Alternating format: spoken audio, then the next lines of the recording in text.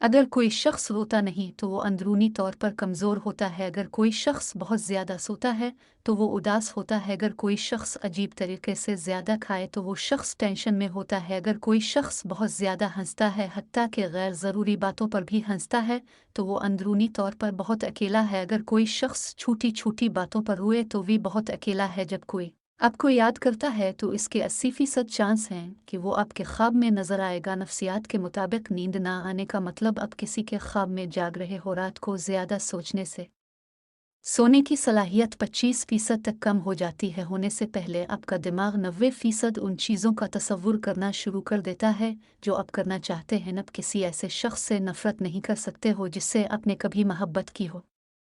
सिर्फ नई मोहब्बत ही इसकी जगह ले सकती है। टूटे हुए दिल को ठीक करने के लिए आपकी नई मोहब्बत माजी की मोहब्बत से शदीद होनी चाहिए। आपका दिल कभी भी माजी के लिए धड़ना बंद नहीं करेगा, लेकिन यह सिर्फ इस वक्त तक कम होगा जब आप अपने दर्द को महसूस करना बंद कर देंगे। अगर कोई शख्स अचानक बदसूरत हो जाए और उसका चेहरा धुंधला हो जाए तो वो ऐसा हिस्स है जो खुद से ज़्यादा मसाइल में फंसा हुआ है। अगर आप अपने नाखून चबाते हैं तो आप हमेशा ये सोचते रहते हैं कि आपके मुस्तकबिल का क्या होगा। अगर कोई शख्स कोई रिश्ता तोड़ने से पहले 1000 बार सोचता है और इसे बचाने के लिए खुद को वक्फ कर देता है तो वो शख्स होता है जिसने ज़िंदगी में रिश्ते टूटने से बहुत नुकसान उठाया होता है। किसी को मसहे करना और उसके बारे में कुछ ना कर पाना आपको आसानी से नाराज़ और जज्बाती तौर पर मायूस कर देता है। वो शख्स जो हमेशा लोगों को खुश करने में लगा रहता है आखिर में एक किला रह जाता है। लोगों से बात करते हुए हमेशा उनके पैरों की तरफ देखो। अगर उनके पैरों का रुख दूसरी तरफ है तो वो आपसे मज़ीद बात नहीं करना चाहिए।